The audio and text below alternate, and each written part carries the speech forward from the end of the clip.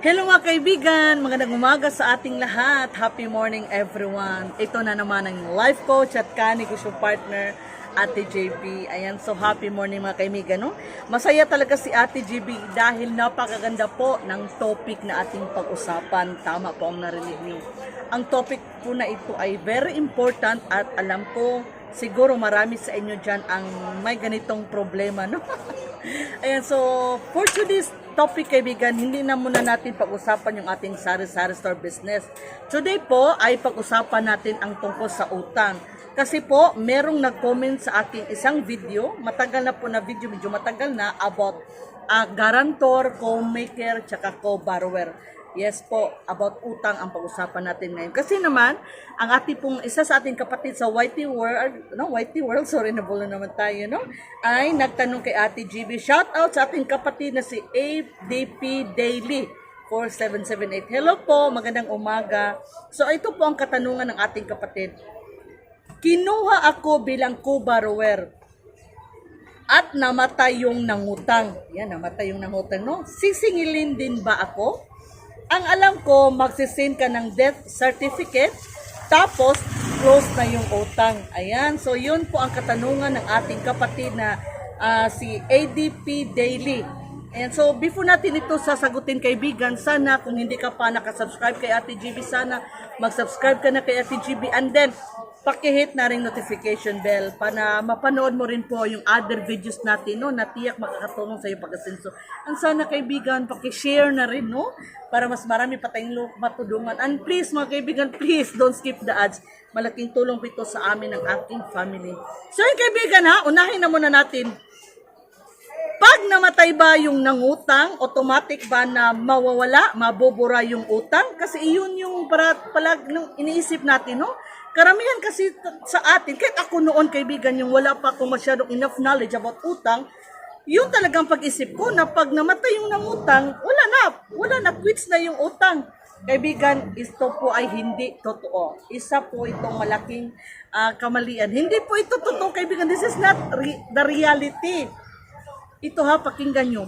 Ang utang po ay hindi nagtatapos sa kamatayan. Tama ang narinig mo kaibigan, no? Yung utang hindi nagtatapos sa kamatayan. Kaya maling-mali po yun na yung iniisip natin again na pag yung taong umutang namatay, wala na yung utang. Hindi po.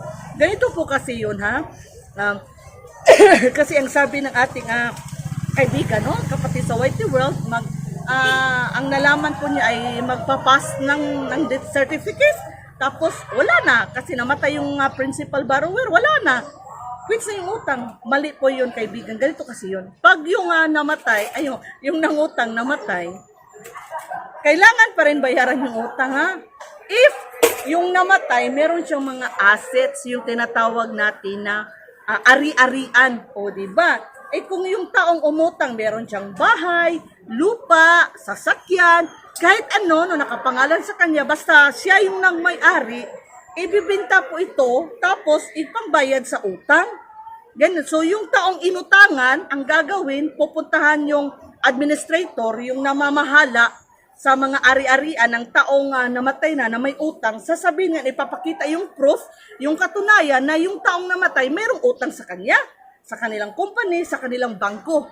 Okay, may proof talaga. Tapos yun na, pag yung mga assets niya, mga ari-arian, ibinta, tapos ibayad sa utang. For example na, magbibigay ako na example. Kung yung taong umutang, may utang siya noon na 1 million. 1 million ang utang niya, okay. Tapos namatay siya. Tapos meron siyang sasakyan. O, di ba?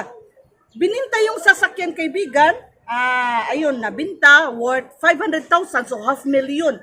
Ngayon, yung 500,000 ibabayad sa utang nung namatay. At yung natira niyang 500,000 na utang, wala na yun kasi wala ng assets, wala ng ari-arian. So yun na, kailangan talaga, no, na para makuha natin yung bayad, may mga assets yung taong umutang. No, pag may ari-arian siya, yung puntahan mo yung namamahala, sabihin mo, ipakita mo yung patunay, proof, na yung taong namatay may utang sa'yo, tapos yun, babayaran ka kung meron siya mga assets, ibinta yung motor, yung sasakyan, lupa, bahay, tapos bayaran ka, okay. And then, kaibigan, no, back to our topic, ang sabi ng ating kapatid, no, siya daw ay co-borrower. So, dapat ba siya ay magbayad or wala na? Kasi nga, co-borrower siya. So, wala yung nangutang. Siguro kaibigan niya, patay na. So, ang gagawin lang ba niya ay magpapasa ng death certificate tapos wala na siyang liability? Hindi po, no? Maling-mali po yun, mga kaibigan. Yeah, palagi kong sinasabi, kaibigan, no? Lagi ko talagang sinasabi, bago tayo pumirma, basahin po natin ng mabuti. Kung yung pinirmahan natin about utang is tayo yung garantor lang or co-borrower. Yung garantor kasi, kaibigan, tsaka ka nasisingilin pag yung tao na nangutang talaga, yung principal na nangutang, wala ng mga assets, tapos sisingilin ka talaga. Kasi nga, wala na siyang pangbayad, wala siyang kakayahan pangbayad. Kahit buhay pa siya, hindi siya patay, pero wala siyang trabaho, wala siyang assets, sisingilin ka talaga kasi nga garantor ka. Pero saka ka nasingilin pag hindi na talaga makabayad yung principal na borrower. Pero kaibigan, pag ang pinirmahan mo ay co-borrower, hindi garantor, ibang usapan na yun, kaibigan. Kasi pag pinirmahan mo, co-borrower ka, ibig sabihin joint yun na utang. Co-borrower ka, ikaw rin ay nangutang. Di ba? Co-borrower. Pati ikaw ay nangutang. Hindi lang siya. Hindi ka lang garantor. Ikaw ay co-borrower. Ikaw rin ay may utang. Kaibigan, ito, pag ikaw kasi again, bago tayo pumirma, isipin talaga natin, pag garantor ka lang, okay lang, kasi nga saka ka nasingilin. Pag wala nang kakayahan magbayad yung tang umutang, wala na siyang mga assets, walang karyarin, wala nang trabaho. Pero pag co-borrower ka, kung wala nga siyang, kahit pang meron siyang ari-arian, yung taong nangutang, pwede ka pa rin singilin kasi co-borrower ka. Kailangan mo pa rin magbayad kasi isa ka sa mga nangutang, co-borrower ka, hindi ka garantor. Ngayon, ang kasagutan sa tanong ng ating kaibigan, kung magbabayad ba siya, syempre, liable po kayo na magbayad kasi ang pinirmahan niyo po ay isa kang co-borrower. Okay, co-borrower po kayo mga kaibigan. Ayan. So, dapat talaga bago tayo magpirma, ay basahin natin ang mabuti. Pero mga kaibigan, sorry na ubo pa. Hindi pa natapos ang ubo ni Ate GB, kaibigan. Pero wag po kayo mag-alala. I-check nyo muna yung pinirmahan nyo po. Kasi, sa pagiging co-borrower, dalawa po kasi may dalawang klase. Yung, kung pinirmahan mo bilang co-borrower, yung pinirmahan mo ba ay joint liability or yung tinatawag natin na solidary liability po.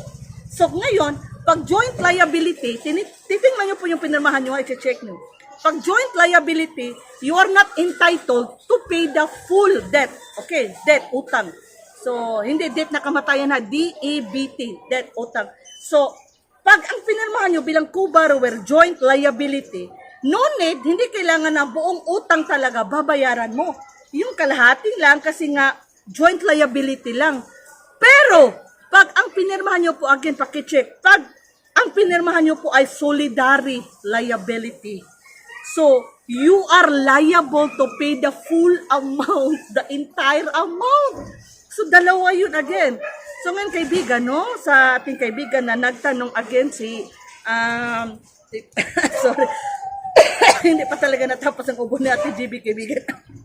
Again, sa kapatid natin na si ABP Daily, i-check nyo po, paki-check po, i-check nyo po talaga kung yung pinirmahan nyo bilang co-borrower ay joint liability ba or solidary liability. Kasi pag joint, okay yun, kaunti lang bayaran mo, hindi full amount.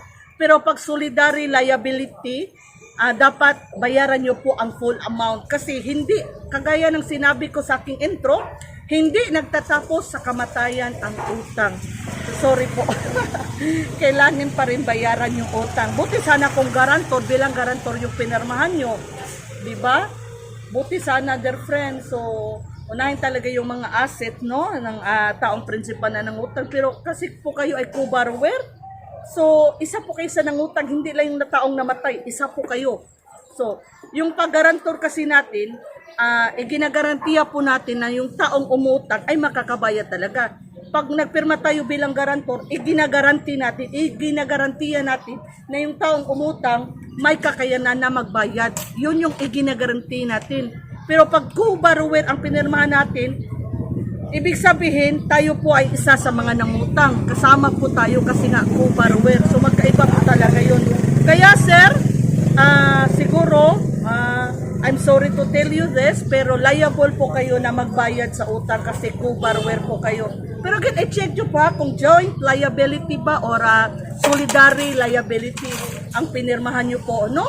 At pwede po kayong lumapit, kung pwede pakiusapan yung inutangan na magbigay ng alawan, pizza na hulog-hulugan lang, so hindi mo kayang bayaran bultuhan sa isang bultuhan talaga yung utang kasi ikaw rin ay naghirap, so baka pwedeng pakiusapan. Makiusap lang po kayo kasi yung ibang institution may nadadala po sa pakiusap. So wag po kayo ma-stress agad, okay? Wag kayong ma-problema. Baka na problema na po kayo ngayon, no?